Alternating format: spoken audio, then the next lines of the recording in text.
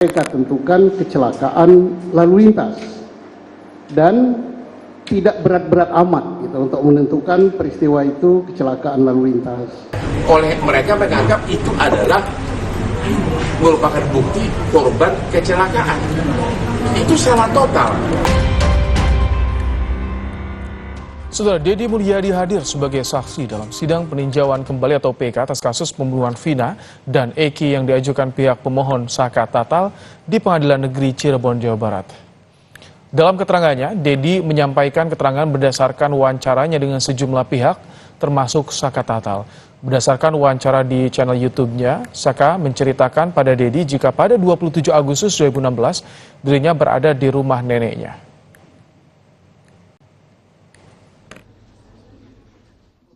Dari channel yang saya ungkapkan ke publik, pada tanggal 27 Agustus 2016, saudara Saka Tatal berada di rumah. Dia berada di rumah neneknya dan berada di rumah Sadikun. Kemudian, pada waktu itu dia nongkrong-nongkrong sampai malam hari di rumahnya Sadikun.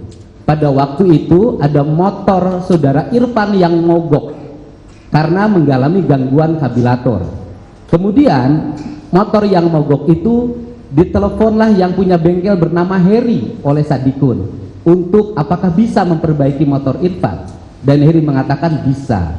Kisaran pukul 10 malam mereka menceritakan pergi bersama-sama. Satu, saudara Saka Tatal dibonceng oleh Sadikun. Mantan Kabar Eskrim Susno Duaji dihadirkan sebagai saksi ahli dalam sidang PK Saka Tatal untuk kasus pembunuhan Vina dan Eki. Dalam sidang, Susno Duaji yakin dengan hasil penyidikan Polres Cirebon Kabupaten yang menyebut penyebab kematian Vina dan Eki karena kecelakaan bukan pembunuhan, karena disertai bukti kuat. Selain itu, melihat dari bukti foto yang diajukan kuasa hukum Saka Tatal dalam sidang PK dinilai menunjukkan jika penyebab kematian bukan karena pembunuhan. Dan itu sudah diproses, mereka tentukan kecelakaan lalu lintas dan tidak berat-berat amat gitu, untuk menentukan peristiwa itu kecelakaan lalu lintas.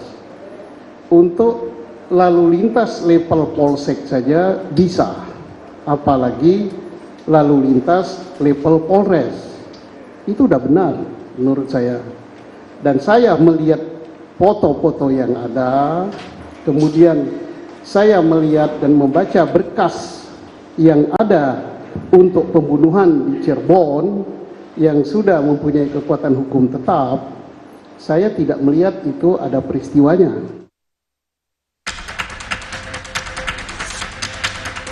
Luka-lukanya yang saya lihat seperti ada hal-hal atau mungkin perbuatan-perbuatan lain, sehingga hati saya terketuk sebagai orang tua untuk mencari penyebabnya.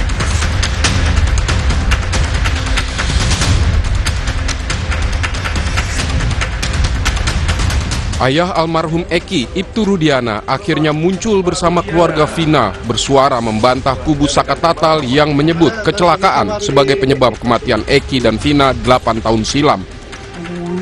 Ibtu Rudiana yakin dari sejumlah luka yang ia lihat pada jasad Eki, penyebab kematian bukan karena kecelakaan, melainkan pembunuhan. Atau dianiaya? Itu dianiaya, Bang. Saya lihat langsung dari mulai luka di dahi yang ke dalam biru itu seperti kena pukulan. Ya. Untuk kata Bang tadi, kalau kecelakaan itu ada baret, Bang, untuk baret, Bang. Ya. Ada. Jadi ada seperti kena benda tumpul. Ya. Kaki kanan itu patah pergelangan. Apanya? Pergelangan kaki belah kanan patah. Senada dengan ayah Eki, keluarga Vina melalui kuasa hukumnya Hotman Paris juga meyakini jika penyebab kematian Vina 8 tahun silam karena pembunuhan, bukan kecelakaan. Itulah foto dari almarhum Vina sama Eki, di mana disebutkan karena tidak ada luka-luka, artinya mulus gitu loh. Ya, oleh mereka menganggap itu adalah merupakan bukti korban kecelakaan. Itu salah total. Justru kalau korban kecelakaan harusnya, ya, kalau sampai meninggal keseret jalanan, ketimpa apa sih, kan harus hancur dong kulitnya ini. Sementara teman dekat Vina, Widi, mengatakan sempat mendapat informasi dari polisi di hari tewasnya Vina dan Eki yang menyebutkan keduanya terlibat kecelakaan. Vina itu dibunuh atau kecelakaan sebenarnya? Kecelakaan tunggal. Kecelakaan tunggal? Ya, saya dari Polsek Talun ingin mengabarkan kalau Ananda Vina sama Eki kecelakaan tunggal di di jembatan flyover Talun. Yang perempuannya dibawa ke rumah sakit Gunung Jati, yang laki-lakinya meninggal di tempat. Dalam sidang PK Saka Tatal di kasus Vina hari ini, sejumlah saksi ahli yang meringankan Saka Tatal dihadirkan kuasa hukum. Salah satunya mantan Kabareskrim Komjen Susno Duaji yang menduga penyebab kematian Vina dan Eki karena kecelakaan, bukan pembunuhan. Tim Liputan Kompas TV.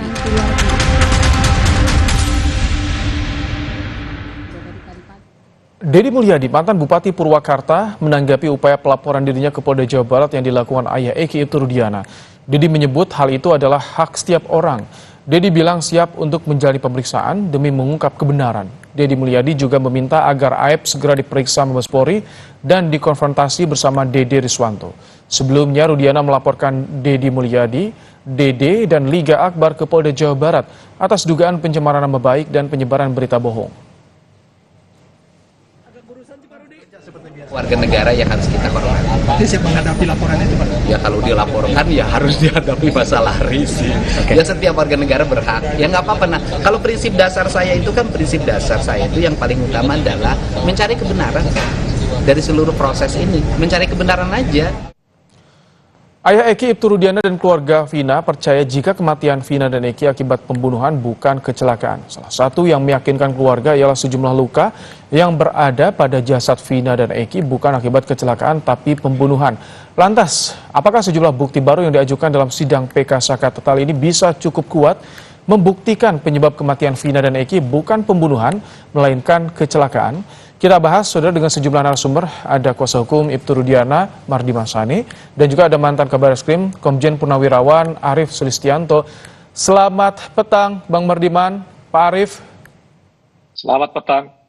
Baik.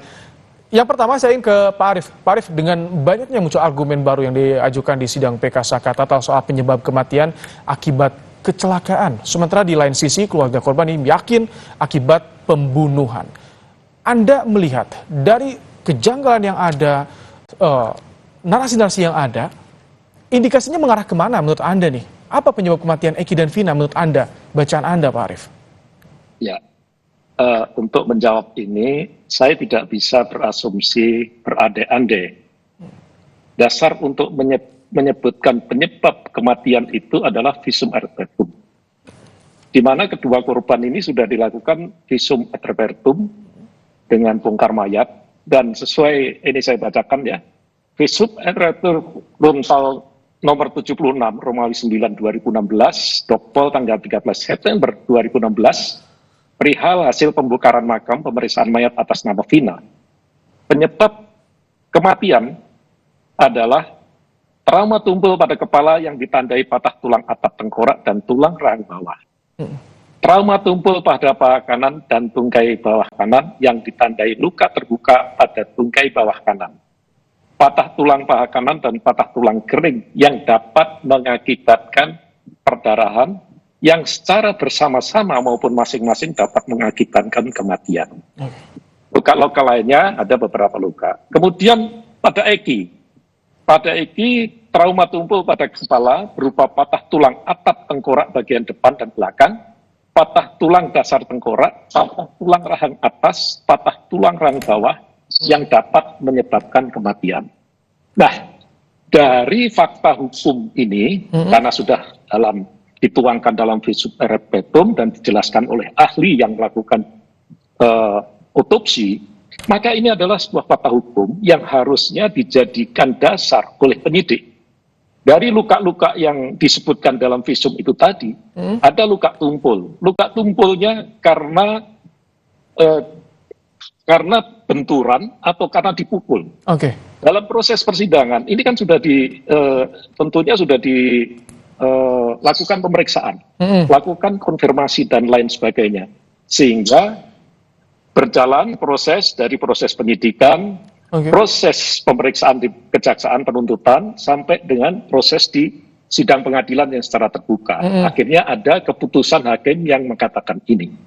Kalau ternyata sekarang ada pertanyaan, ada keraguan dan lain sebagainya, Iya. maka ini sebenarnya harus dikaji kembali, bukan hanya dari proses penyidikannya saja. Karena kita akan mengenal diferensiasi fungsional. Oke. Penyidikan, penuntutan, dan peradilan yang masing-masing dipisahkan supaya tujuannya adalah melakukan check and balances. Sehingga ketika penyidikan ini nggak benar, ya Pak Jaksa jangan diteruskan dong. Pak Hakim harus bisa menemukan dong dalam sidang yang terbuka itu. Sehingga tidak akan terjadi proses peradilan yang menimbulkan gaduh seperti ini. Oke, nanti apa syarat yang harus terpenuhi, harus bisa dipenuhi untuk dilakukan eksaminasi ulang di proses hukum ini? Tapi sebelumnya ke Bang Mardiman. Bang Mardiman, saya ingin kembali yang bertemu dengan keluarga Vina. Sebelum tadi membahas soal keyakinan bahwa ini pembunuhan. Hasil pertemuan dengan keluarga Vina apa sih Bang Mardiman? Sebenarnya kemarin itu lebih kepada silaturahmi. Karena selama ini kan terframing di media, ada juga kita baca di beberapa berita bahwa seolah-olah kubunya Vina dengan kubunya Eki ini jalan sendiri-sendiri gitu loh Mas. Jadi kita juga sebagai kuasa hukum tentunya tidak akan membiarkan ini terjadi. Jangan sampai ini kan kedua adik kita ini jadi korban ya. Sehingga kemarin kami berinisiatif untuk ya kita ketemulah jadi ketemu keluarga kemarin sebenarnya, bukan jumpa pers, bukan ketemu antar lawyer, substansinya itu ketemu antara keluarga Vina dan keluarga Eki, itu intinya Mas.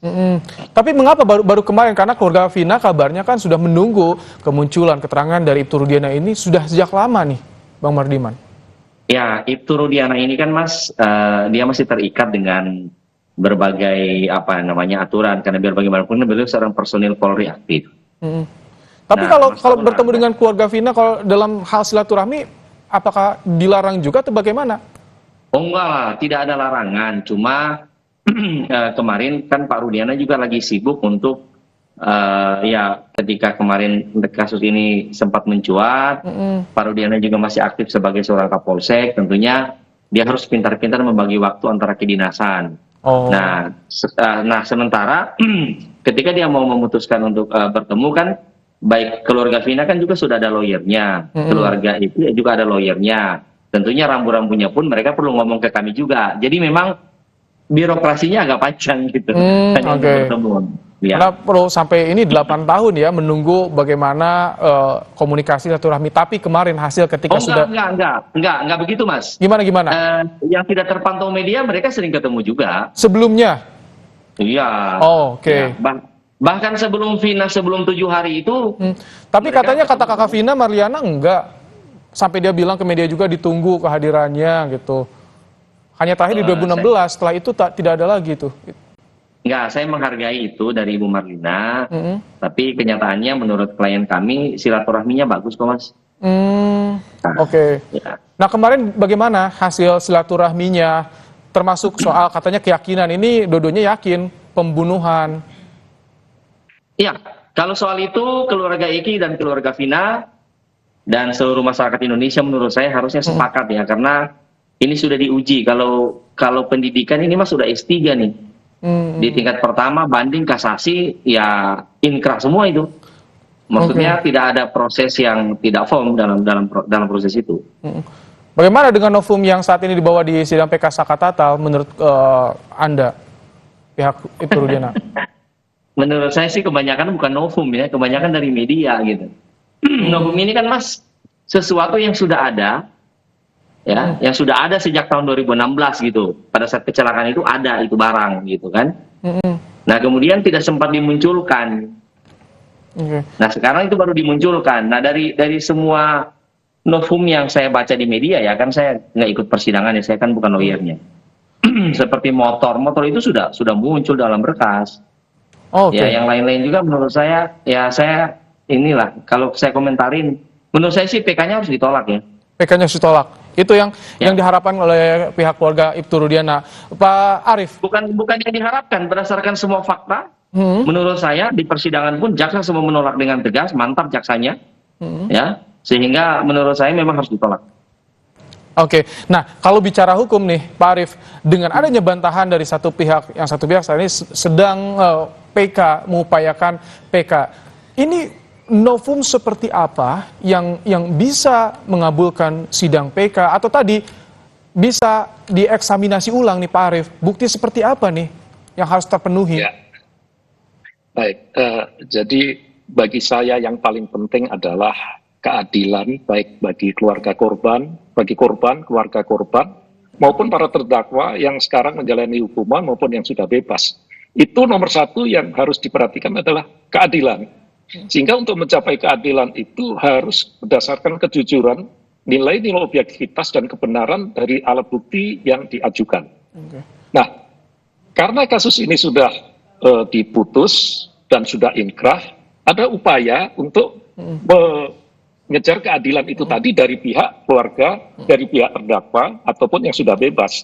Yang pengajuannya disebut upaya hukum luar biasa peninjauan kembali, dengan mengajukan bukti baru atau novum. Nah, mengajukan novum itu tidak mudah, tidak boleh gegabah, harus cermat, harus jeli, harus betul-betul detail. Karena saya pernah ketika menjadi penyidik, pernah mengajukan PK dan tidak boleh gegabah. Apa itu saksi? Apakah dia betul-betul saksi? Saksi itu orang yang mengalami, mendengar, dan melihat sendiri, bukan katanya. Kalau katanya itu bukan saksi. Ya, seperti tadi saya lihat Pak Dedi, dia diceritakan sini, sebetulnya nggak ada gunanya itu. Jadi ini yang harus dicari adalah bagaimana untuk bisa mematahkan konstruksi pembuktian yang sudah dilakukan di dalam proses persidangan itu ternyata salah atau terjadi kekilafan hakim sesuai dengan pasal 263 KUHP. Sehingga tidak bisa sembarang banyak-banyak orang dihadirkan di dalam sidang dan itu saksi. Ingat, satu saksi, 50 saksi itu tetap satu alat bukti keterangan saksi. Harus didukung dengan bukti-bukti yang lainnya. Seperti contohnya, dia bukan pembunuhan, kecelakaan. Ada nggak buktinya bahwa itu adalah kecelakaan tunggal, gitu. Nah, sehingga ini tidak bisa berasumsi kita. Maaf saya potong, ini kalau diskursusnya kan sekarang udah mulai ke penyebab kematian yang dulu dikabarkan sudah teruji di sidangan beberapa tahap tadi disampaikan Mas Mardiman. Jadi ini apakah seperti mundur atau bagaimana Anda melihatnya? Jadi saya perlu luruskan dulu di dalam konsep hukum. Tidak boleh kita menyebabkan penyebab kematiannya kecelakaan tunggal. Penyebab kematian itu seperti yang dikatakan di dalam visum ad petum. Yang harus dibuktikan adalah kebenaran peristiwanya. Apakah ini pengeroyokan atau pembunuhan, katanya ada perkosaan juga, atau ini kecelakaan. Nah, inilah peristiwa yang sebenarnya ini yang harus dibuktikan. Apa bukti-bukti yang akan diajukan kalau memang dari pihak yang mengajukan peninjauan kembali itu ingin mematahkan apa yang sudah diputuskan oleh majelis hakim sampai dengan kasasi ini. Oleh karena itu saya katakan tadi tidak bisa gegabah, tidak boleh banyak-banyak, tidak cukup hanya banyak-banyak saksi saja, tapi harus dilengkapi dengan bukti-bukti yang lain, bukti-bukti fisik, bukti-bukti material. Contohnya tadi. Luka pada kepalanya pecah, apa yang menyebabkan benda tumpul? Di situ ada barang bukti batu. Betul nggak ini batu ini cocok dengan bentuk perlukaannya? Disesuaikan apa enggak waktu itu? Nah, ini contoh-contoh seperti ini. Baik. Ya. Mas Mardiman, ketika mulai ada pengakuan dari saksi yang dahulu pernah diperiksa membantah soal ternyata ada intervensi mengakunya, bukti apa yang dimiliki oleh kuasa hukum dari Ibtu Rudiana untuk bisa mematahkan argumen-argumen yang mereka keluarkan terakhir-terakhir ini? Sebenarnya sih beban pembuktian dari kami nggak ada, Mas, karena mereka lah yang mau beban pembuktian ini justru dari mereka. Kita hanya membantah-bantah di media saja, maksudnya kita juga tidak ingin membiarkan ini jadi bola liar, ya. Jadi tujuan kita adalah untuk mengimbangi informasi lah. Kalau kita sendiri kan nggak mungkin, Mas, karena kita sudah diwakili oleh jaksa. Korban itu kan dalam terminologi pidana diwakili oleh negara. Jadi negara lah yang berbicara untuk beratas nama Vina. Makanya kemarin mewakili kita itu jaksa. Kan gitu. Yang Di PK. memegang proses penyidikan adalah polisi. Hakim yang memutuskan. Oke. Jadi ketika melihat ada Tapi saksi, kalau saya lihat ya Mas, terus terang. iya ketika Kalau saya lihat terus terang ya, silakan.